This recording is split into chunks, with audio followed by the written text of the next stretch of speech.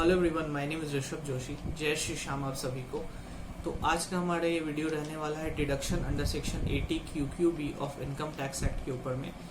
80 QQB का deduction किस assessee को मिलता है, एलिजिबल इनकम का क्या मतलब होता है, कंडीशंस क्या होते हैं डिडक्शन अंडर सेक्शन 80 QQB को क्लेम करने का, और manner of computation of deduction क्या होता है, किस मैनर में आप डिडक्शन को कंप्यूट कर सकते हैं।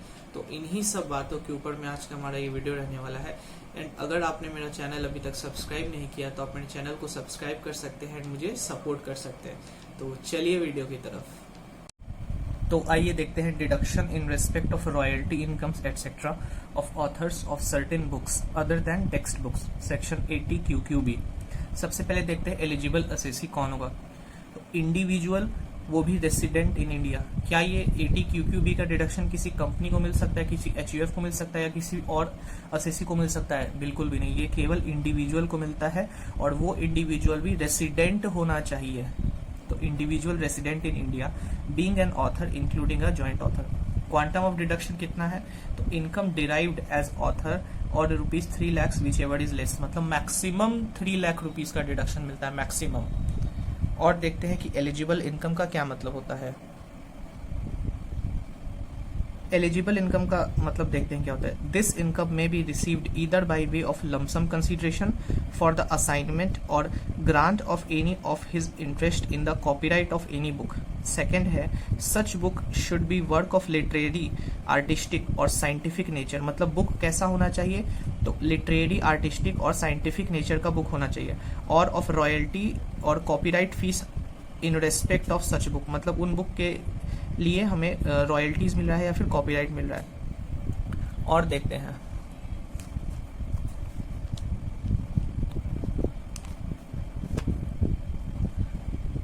सी में बोलता है कि this deduction shall not however be available in respect of royalty incomes from, मतलब अगर हमें रॉयल्टी इनकम इन सारे बुक्स वगैरह से हो रहा है तो हमें 80 QQB के अंदर में डिडक्शन नहीं मिलेगा। जैसे कि हमें रॉयल्टी इनकम हो रहा है, मान लीजिए फ्रॉम ब्रोशर से, commentaries, diaries, guides, journals, magazines, newspaper, pamphlets, text books for schools, tracts and other publications of similar nature.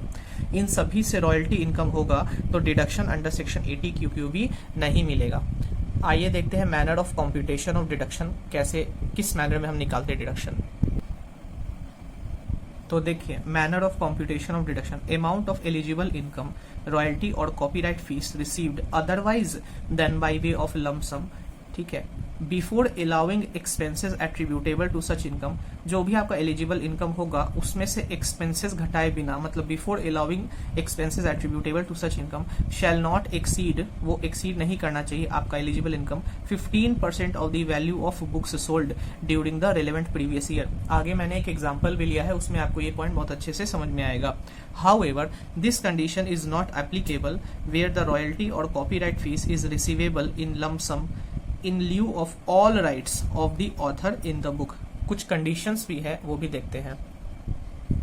जैसे फर्स्ट कंडीशन है furnishing of certificate in prescribed form by assessee. Assessee को prescribe form में certificate furnish करना पड़ेगा, duly verified by person responsible for making such payment. ये first condition है। Second condition है where the assessee earns any income from any source outside India. अगर assessee कोई भी इनकम अर्न करता है इंडिया के बाहर से, यानी कि आउटसाइड इंडिया से, तो he should bring such income into India in convertible foreign exchange. मतलब उसको वो इनकम इंडिया में लाना पड़ेगा, वो भी कन्वर्टेबल फॉरेन एक्सचेंज में, with in a period of 6 months, within a period of 6 months from the end of previous year in which such income is earned, or within such further period as the competent authority may allow। competent authority कौन हो सकता है? तो reserve bank of India और any other competent authority for the time being in force। आइए अब इसका example देखते हैं। आइए देखते हैं example. Mister Akash earn a royalty of ₹2,88,000 from foreign country. The rate of royalty is 18% of the value of books. Expenditure incurred by him for earning this royalty is ₹40,000। Amount remitted to India till 30th September 2021 is ₹2,30,000। Remaining amount was not remitted till 31st March 2022। Calculate the amount includable in the gross total income and deduction under section 80 QQB। तो अब इस case में आपको दिखाना है, बताना है कि ग्रॉस टोटल इनकम में अमाउंट कितना जाएगा एंड डिडक्शन 80 QQB का कितना मिलेगा। तो आइए इसका आंसर देखते हैं। अब देखिए सबसे पहले आप निकालिए कि आपका नेट रॉयल्टी कितना हुआ। आपका ग्रॉस रॉयल्टी आपको मिला 2,88,000 का। उस रॉयल्टी को कमाने के लिए आपने 40,000 रुपये का खर्चा किया, तो यानी कि नेट रॉयल्टी हो गया आपका 2,48,000 is includable in the gross total income. तो पहला आंसर तो आपका निकल गया बड़ी आसानी से कि 2,48,000 रुपये आपका ग्रॉस टोटल इनकम में आ जाएगा। अब डिडक्शन देखते हैं अंडर सेक्शन 80 QQB कितना निकलता है।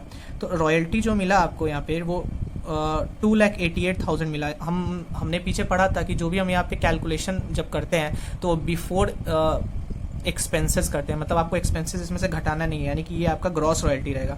तो 2,88,000 का जो ये रॉयल्टी है ये 18% के ऊपर में है। ये जो 2,88,000 है ये 18% पे है, तो आपका 15% पे कितना होगा, क्योंकि आपका जो एलिजिबल इनकम है वो 15% of the value of book से ज़्यादा नहीं होना चाहिए।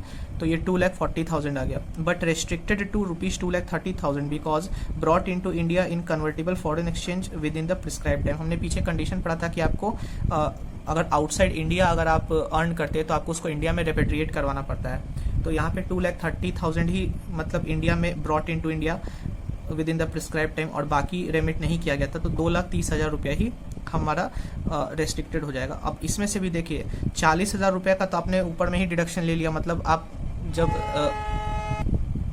Less expenses already allowed as deduction while computing the royalty income, जब आपने ऊपर में नेट रॉयल्टी निकाला तो ग्रॉस में से 40,000 तो आपने ऑलरेडी घटा दिया था, यानी कि 40,000 को आपने इनकम नहीं माना था, इसीलिए आपको 2,30,000 में से भी ये 40,000 लेस करना पड़ेगा। तो आपका यानी कि net deduction under section 80 QQB हो गया कितना, 1,90,000। Thank you.